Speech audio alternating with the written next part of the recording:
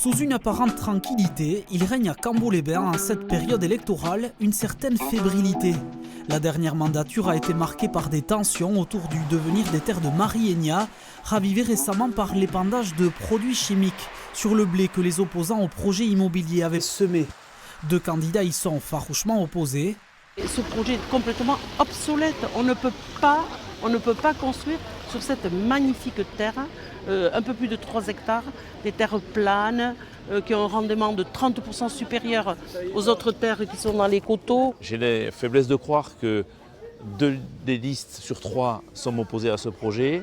Si la somme de nos 2 votes représente une large majorité des Camboirs, c'est aussi l'expression d'une volonté d'arrêter ce non-sens écologique, ce non-sens agricole, ce non-sens urbain.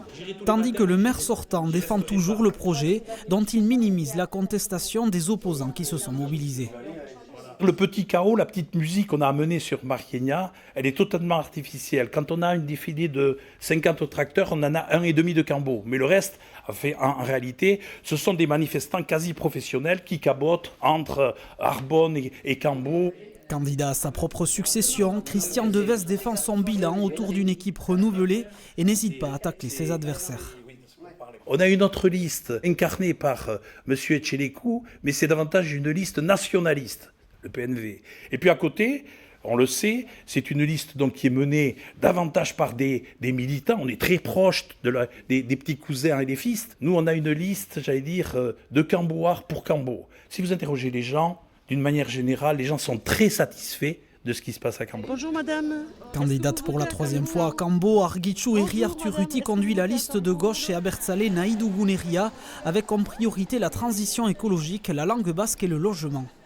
La municipalité actuelle n'a produit que 54 logements en 6 ans, logements sociaux je veux dire. Donc on manque cruellement. Nous leur avons proposé maintes et maintes fois où les construire.